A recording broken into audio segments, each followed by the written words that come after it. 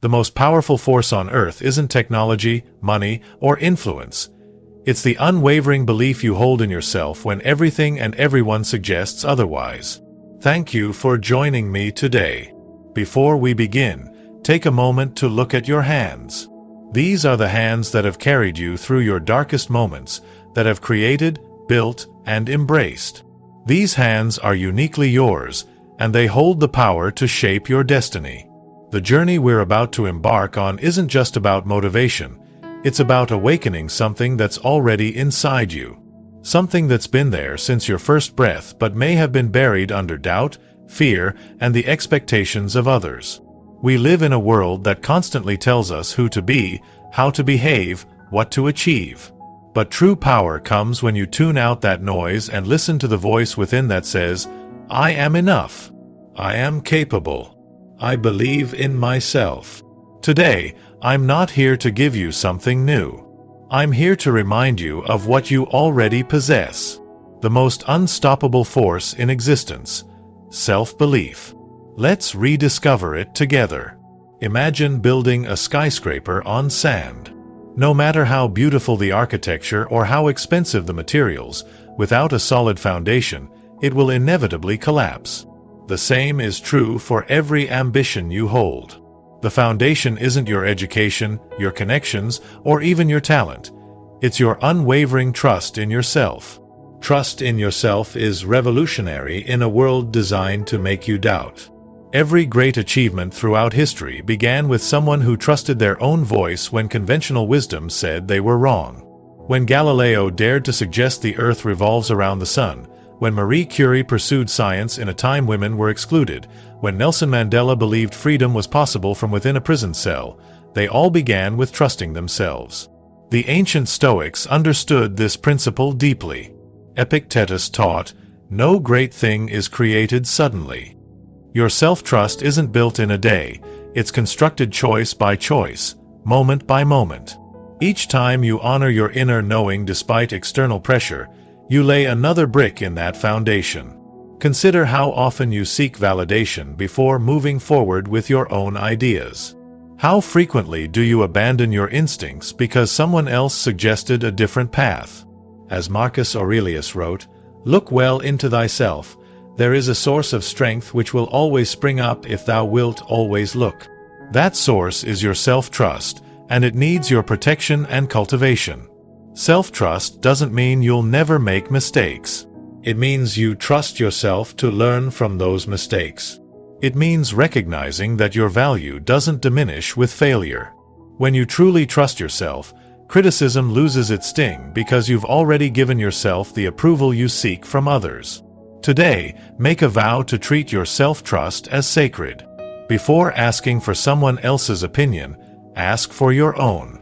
Before doubting your capacity, remember what you've already overcome.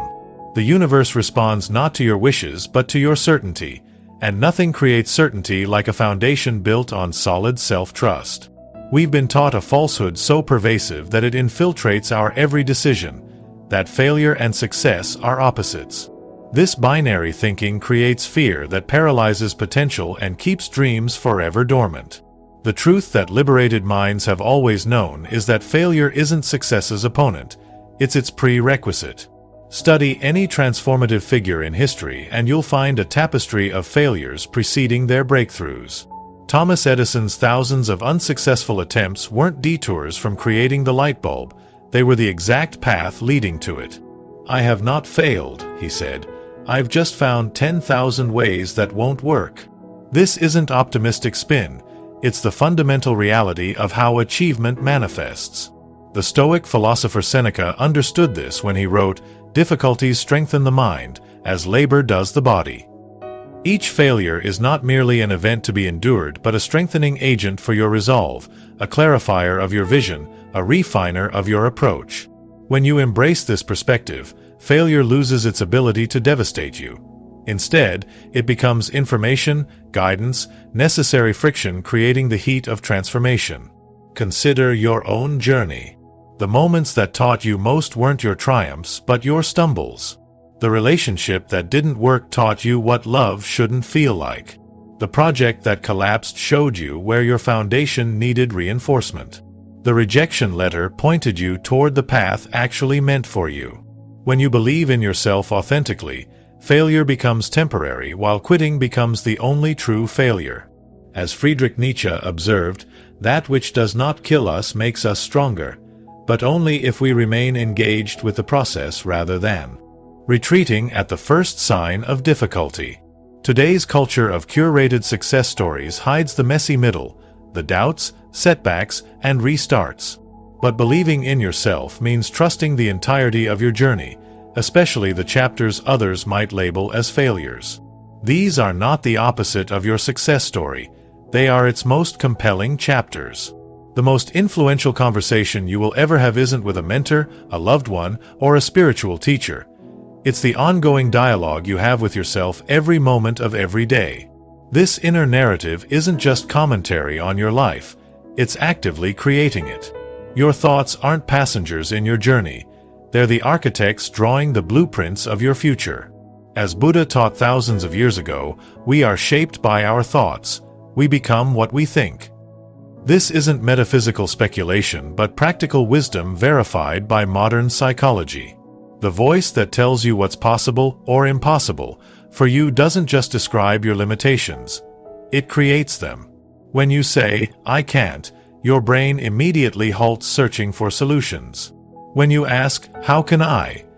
your mind activates its immense problem-solving capacity. Consider the placebo effect, where belief alone creates measurable physical changes. Studies show that people who believe they're receiving medicine often experience real physiological improvements, even when given sugar pills. Your belief literally changes your biology. As Marcus Aurelius wrote, the soul becomes dyed with the color of its thoughts.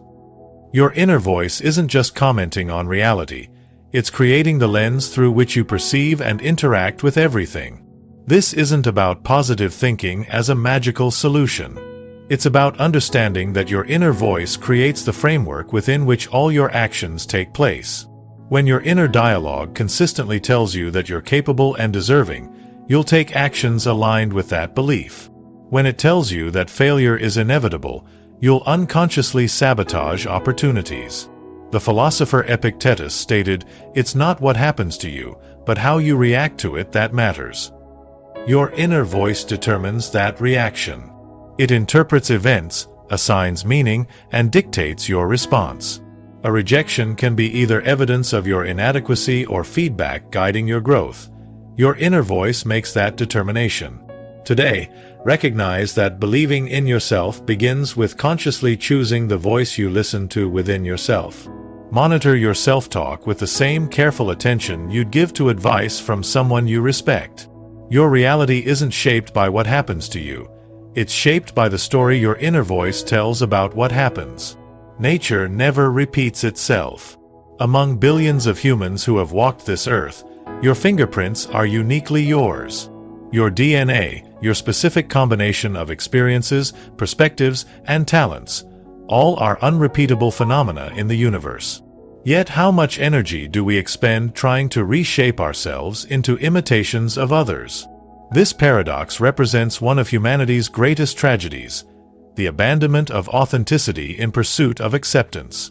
Ralph Waldo Emerson recognized this when he wrote, "To be yourself in a world that is constantly trying to make you something else is the greatest accomplishment." Believing in yourself isn't about believing you can become someone else.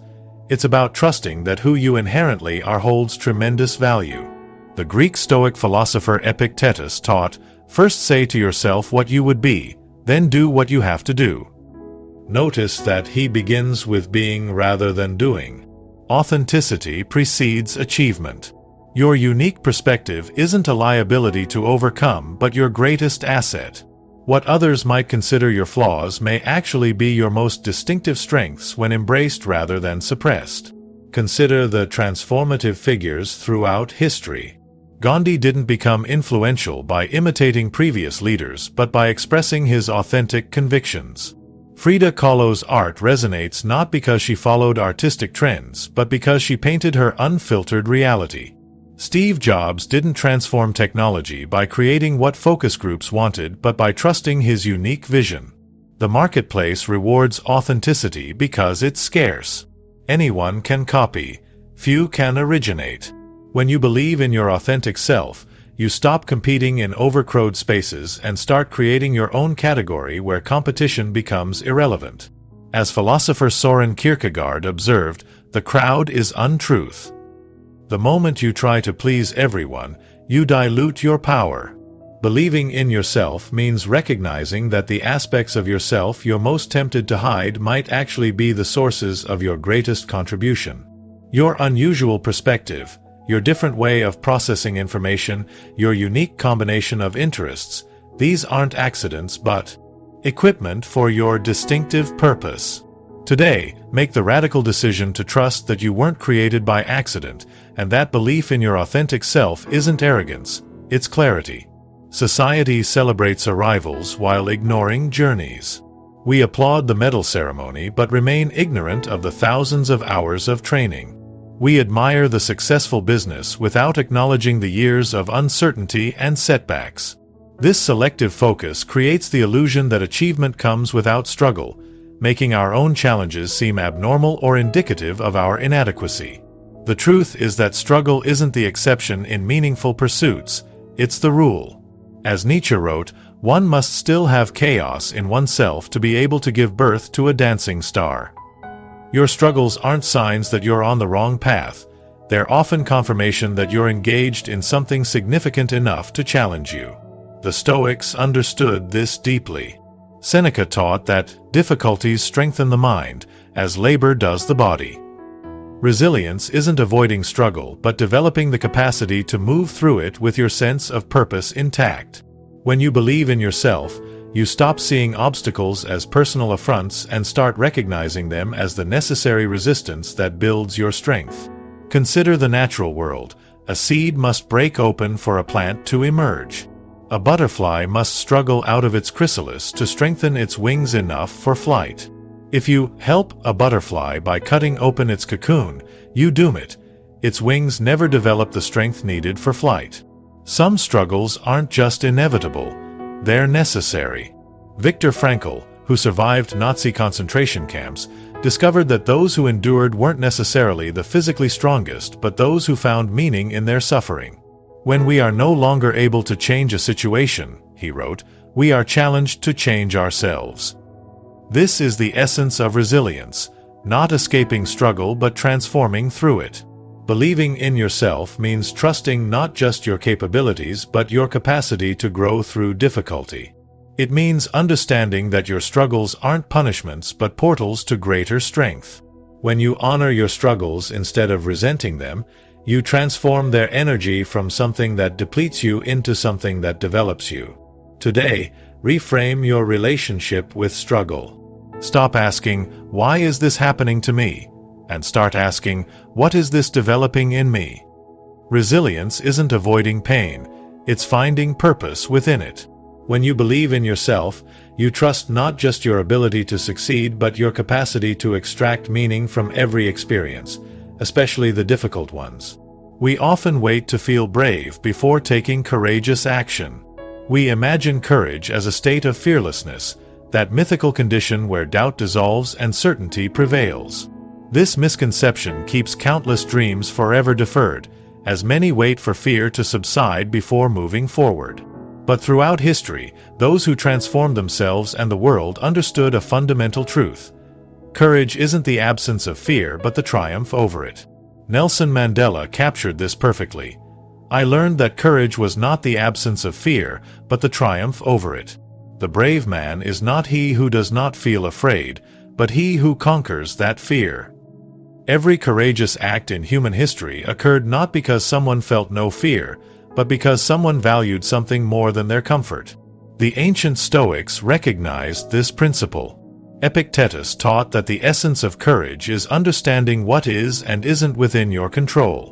Make the best use of what is in your power, and take the rest as it happens. Courage isn't eliminating uncertainty, it's acting meaningfully within it. You don't need to be fearless, you simply need to value your purpose more than your fear. Consider any meaningful accomplishment in your life. Did you feel completely confident beforehand? Or did you move forward despite your doubts? Whether it was speaking publicly, confronting a difficult truth, starting a business, or opening your heart to love, courage was present not because fear was absent, but because you didn't let fear have the final word. When you truly believe in yourself, fear doesn't disappear, it simply stops being your decision-maker. The philosopher Aristotle noted that courage is the first of human virtues because it makes all others possible. Without moving through fear, no growth can occur. The comfort zone might be safe, but nothing new ever grows there. The paradox of courage is that the more you exercise it, the less you need it. Each time you act despite fear, you demonstrate to yourself that fear isn't fatal. As psychologist Susan Jeffers titled her book, you learn to feel the fear and do it anyway. This pattern of action despite apprehension builds not fearlessness but something far more valuable, proven resilience. Today, redefine courage for yourself. Stop waiting to feel brave enough and start recognizing that moving forward with fear is the only courage that has ever existed. Believing in yourself doesn't mean believing you'll never be afraid. It means believing you're worthy of moving toward what matters even when you are. We often think of believing in ourselves as a state we achieve once and permanently maintain, a mountain we climb and then plant our flag upon. This misconception leads to frustration when we inevitably experience days of doubt and uncertainty. The truth that sustainable self-belief reveals is that it's not a destination but a daily practice, not something you accomplish once but something you choose repeatedly. The Stoic philosopher Epictetus understood this. First say to yourself what you would be, and then do what you have to do. Notice the sequence: declaration first, then action. Self-belief isn't passive, it's actively reinforced through consistent choices that align with your highest vision of yourself. Like any relationship, your relationship with yourself requires regular investment. Consider any master in their field, a musician, athlete, or craftsperson. They don't practice until they reach perfection and then stop. They understand that mastery itself is the practice. Similarly, believing in yourself isn't something you achieve and then move beyond. It's a dynamic relationship you nurture daily through specific practices that reinforce your faith in your own capacities. Psychology confirms this through what's called self-efficacy, your belief in your ability to succeed in specific situations. Research shows this belief isn't static but constantly adjusted based on your experiences. Each time you honor commitments to yourself, you strengthen your self-belief. Each time you speak of yourself with respect rather than derision, you reinforce your worthiness. Each time you take action despite uncertainty, you build evidence of your capability. The philosopher William James captured this reciprocal relationship. Act as if what you do makes a difference. It does. Your actions and your beliefs form a feedback loop. You don't need complete confidence to begin. You need only enough belief to take one step, which then generates evidence for taking the next. Self-belief as a practice means recognizing that doubt isn't failure. It's simply a signal to engage more deeply with your practice. Just as a meditation practitioner doesn't bemoan a wandering mind but gently returns focus to the breath, you can acknowledge doubt without being defined by it, then recommit to the practices that strengthen your foundation. Today, identify the specific practices that reinforce your self-belief. Is it morning reflection? Regular acknowledgement of your progress? Surrounding yourself with those who see your potential? Speaking affirmingly to yourself? Whatever these practices are, approach them not as tasks to complete but as rituals that align you with your highest truth, that you are worthy, capable, and deserving of your own unwavering belief. As we conclude our time together, remember that believing in yourself isn't a luxury, it's a necessity. It's the foundation upon which everything else in your life is built. Without it, achievements feel hollow, relationships lack depth, and purpose remains elusive. With it, even the impossible becomes merely difficult, and the difficult becomes doable. The journey of self-belief isn't linear. There will be days when doubt clouds your vision and fear whispers limitations. These moments don't indicate failure. They're invitations to practice deeper faith in yourself. As we've explored, self-belief isn't the absence of doubt but the commitment to act despite it. The world doesn't need more people trying to be someone else. It needs individuals brave enough to be authentically themselves. Your unique perspective, your distinctive strengths, even your particular struggles, these aren't obstacles to overcome but instruments to wield in creating your singular contribution. Remember, self-trust is your foundation. Failure is your teacher. Your inner voice creates your reality. Authenticity is your superpower. Resilience comes through honoring your struggles. Courage exists alongside fear, not in its absence. And self-belief is a practice you choose daily, not a destination you reach once. In the quietest moments of your life, when no one is watching and no external validation is available, you still have a choice: to believe in what others have said about your limitations or to believe in the boundless potential that resides within you. Choose yourself. Not once, but daily. Not perfectly, but persistently. Thank you for sharing this journey with me today. As you leave this space and return to your life, carry with you not just inspiration but conviction that you already possess everything necessary to create the life you envision. The power has always been yours. It's time to claim it. Thank you.